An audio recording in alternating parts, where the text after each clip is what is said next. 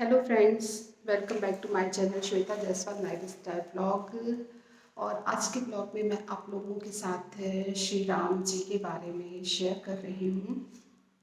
और जैसा कि हम सभी जान रहे हैं, पूरा भारतीय जनमानस हर्षोल्लास से भरा हुआ है कि अयोध्या में श्री राम जी विराजने वाले हैं 22 जनवरी को। तो बस मैंने भी सोचा कि इस विषय पे अपनी बातें रखूं। और हुआ ये कि ये विषय ऐसा है कि भारतीय जनमानस के रोम रोम में बसा हुआ है।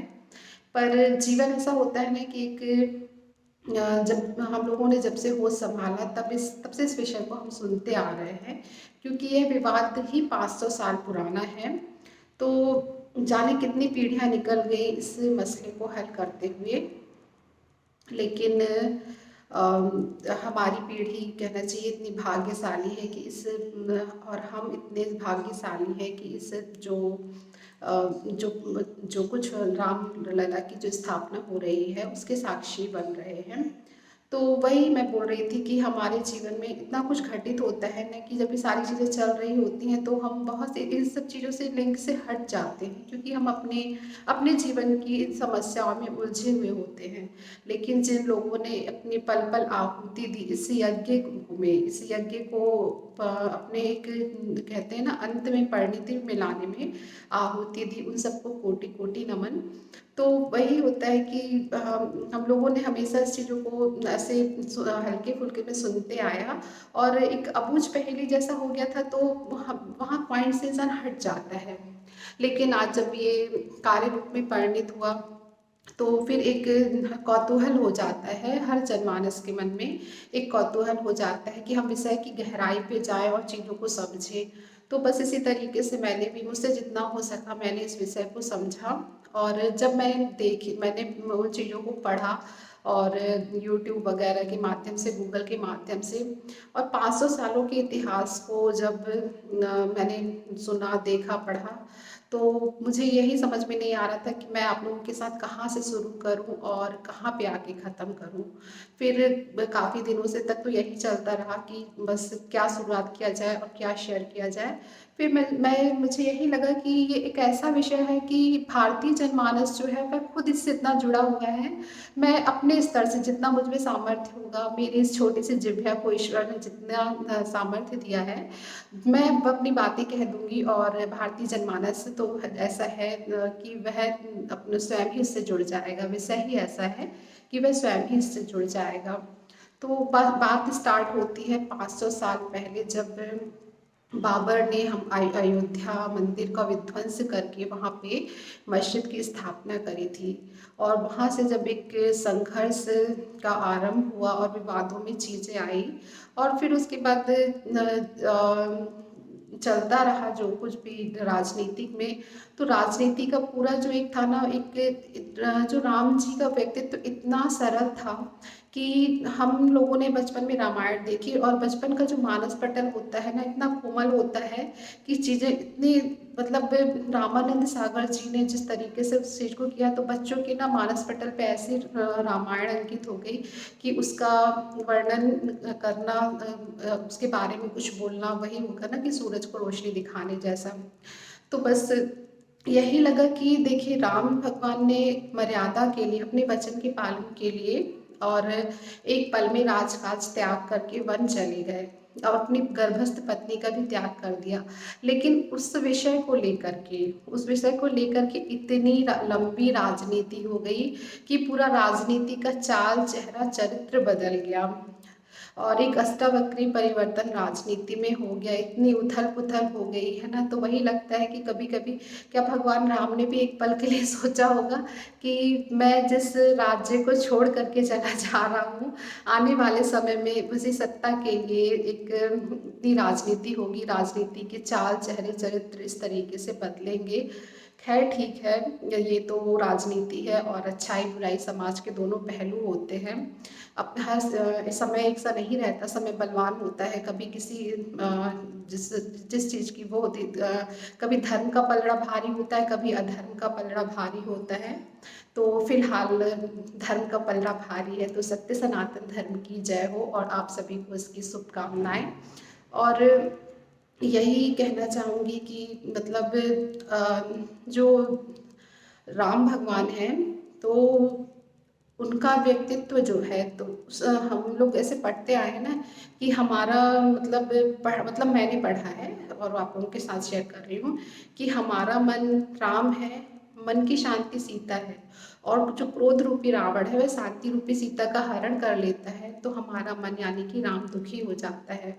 तो बस यही बात हो गई पूरे राम मंदिर विवाद में कि जब भारतीय जनमानस असहाय हो गया कि हमारे रामलला टेंट में विराजे हुए हैं, तो बस पूरा जिस तरीके से लोगों ने अपने जीवन का त्याग किया, तो वो सारी चीज़ें आई होप लोग को रिलेट कर पा रहे होंगे, क्योंकि मैंने पहले ही कह दिया कि ये विषय इतना वृहद है कि मैं उसको नहीं एक्सप्लेन कर सकती हूँ। क्योंकि जब मैं इस विषय में गई तो मैंने ये देखा बाबरी मस्जिद की स्थापना, फिर बाबरी मस्जिद का विध्वंस कार सेवकों द्वारा कैसे बाबरी मस्जिद को गिराया गया, फिर कार सेवकों पर कैसे गोली चलाई गई, फिर कैसे विवादित जो स्थान था उस पर ताला लगा दिया गया, मस्जिद में ताला लगा दिया गया, बस कि हर शुक्रवार वहाँ जुम्मे नमाज होती थी कुछ घंटे के लिए, मस्जिद परिसर के दरवाजे खोले जाते थे, रामलला टेंट में रह रहे थे।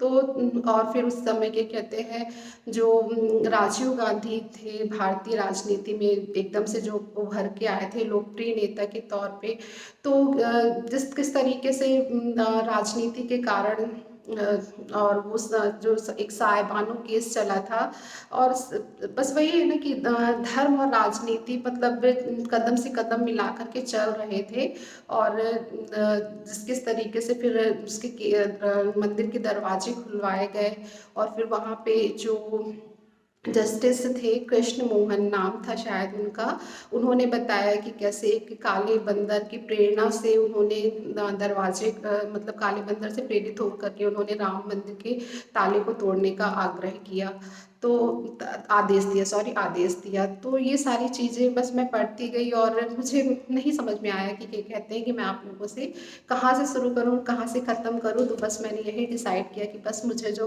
बनता जाएगा मैं आप लोगों के साथ बोलती जाऊँगी, और लोग स्वतः ही इससे कोरिलेट करते जाएंगे।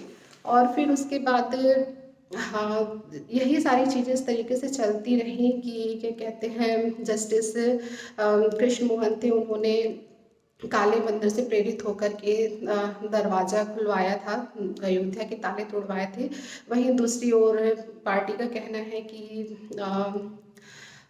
ये एक राजनीतिक डील थी जो राजीव गांधी ने मुस्लिम वक्फ बोर्ड के साथ करी थी कि साहिबानो केस पे वह अपना जो फैसला लेकर के आए थे उसको बदल देंगे, और फिर उसके बाद जब मंदिर के दरवाजे खुलवाए गए तो उसके बाद 5 दिन के बाद साहिबानो केस था उस पर एक दूसरा बयान आ गया। तो वो एक खैर अलग मैटर है, उसको अभी यहाँ पे लाने का कोई बनता नहीं है। लेकिन जब हम इस विषय पे जाते हैं तो एक सीरीज सी बनती जाती है ना, और हम उससे जुड़ते जाते हैं। तो बस यही सारी चीज़ थी जो मेरे माइंड में जैसे जैसे विंडो ओपन होते जा रहे हैं वही मैं आप लोगों को क्लिक करके बताते जा रही हूँ। तो बस खैर ये हम सबके लिए गौरवान्वित करने वाला पल है कि हम इस पल के साक्षी बन रहे हैं। और बसंत में मैं इतना ही कहना चाहूँगी कि जो हमारे राम जी हैं, भारतीय जनमानस हर स्थिति में राम को साक्षी बनाने का आदी है। दुख में हे राम, पीड़ा में अरे राम, लज्जा में हाय राम, अशुभ में अरे राम, अभिवादन में राम राम, शपथ में राम दुहाई, अज्ञानता में राम जाने, अनिश्चितता में राम भरोसे, अचूकता के लिए राम बाण, सुशासन के लिए राम राज्य, मृत्यु के लिए राम राम।